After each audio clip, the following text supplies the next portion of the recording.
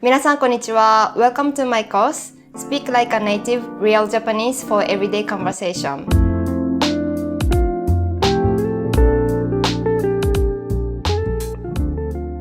Being a Japanese teacher several years, I've heard so many stories that somebody learned a lot Japanese at school or by textbook, and when they actually go to Japan and try to speak with natives, they find out that they don't understand a lot of stuff. This is so sad, but do you know why it happens? One of the reasons is because Japanese have various speech styles depending on who you are talking to or in what situation it is. Starting from polite form, there is also casual form, and we have keigo. Two main styles that learners especially struggle is first keigo, which is used in restaurants or in business situation, and another is informal speech, or I would call it real speech, that we actually use in daily conversations. And of course, keigo is such a headache, but at least there's plenty of resources for learning keigo. The real problem, I think, is this informal speech or real Japanese. This course aims to teach how to speak Japanese more naturally, like a native. Almost all the languages have their correct ways to speak and their real ways to speak. But in Japanese, the difference is bigger, and also there are much more factors that can make difference between them other than other languages. For instance, let's take a look at this sentence. Yesterday, I accidentally broke the bicycle that you bought me the other day. In Japanese, 昨日私はあなたが先日私に買った自転車を壊した。Both of them are grammatically correct, and they should be taught in this way on textbooks or at language school. If I say this English one in more real or informal English, it could be, yesterday I broke that bike you got for me a couple days ago by accident.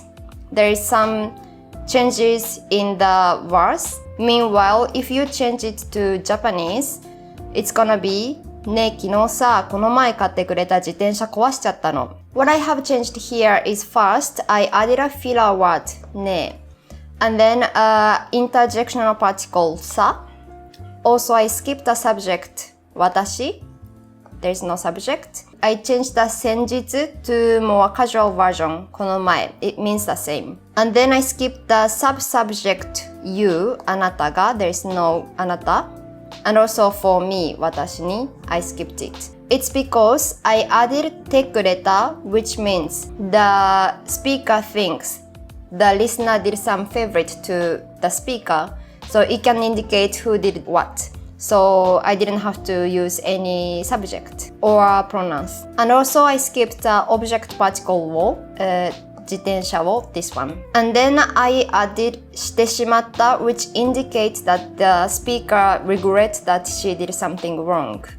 And I changed it to ちゃった which is the contraction of the sound. Finally, I added sentence particle のto make it sounds more soft and more familiar. Like this, it's just a one sentence, and there are nearly 10 changes that I made just to speak more naturally or to speak casually. Of course, they teach casual forms at language schools and also on textbooks, but the casual form that they teach is not really the ones that we actually use in daily conversations.The casual form that they teach at school is just to conjugate the verb to casual form.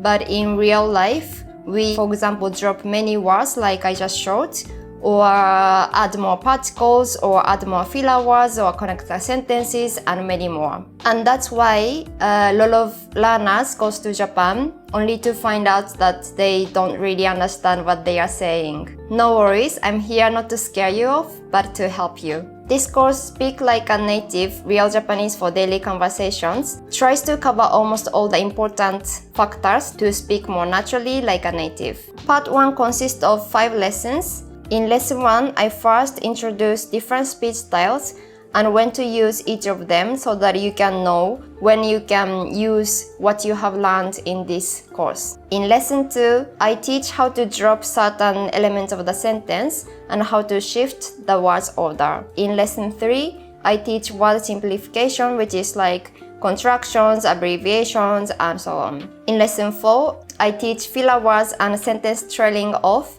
to sounds like a native who speak as if the sentence never ends. In lesson 5, I introduce 40 responses that makes you sound like a native. Part 2 is entirely dedicated to sentence ending particle shujoshi. It's because there is so many shujoshi and so many usages of them. So first I wanted to introduce all of them.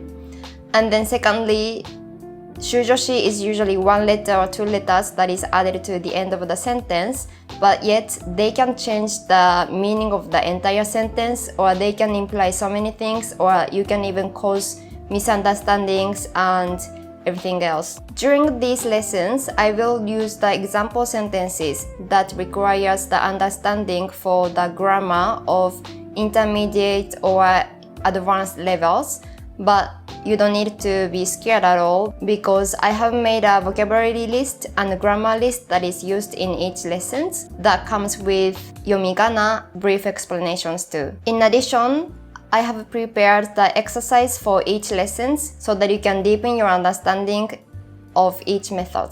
Moreover, if you don't understand something or you have questions or you want to submit the assignments, you can chat through my website or you can send me the email anytime, and feel free to get help from me. I sincerely hope that you're gonna enjoy this lesson, and moreover that you will truly enjoy speaking in Japanese in any situations.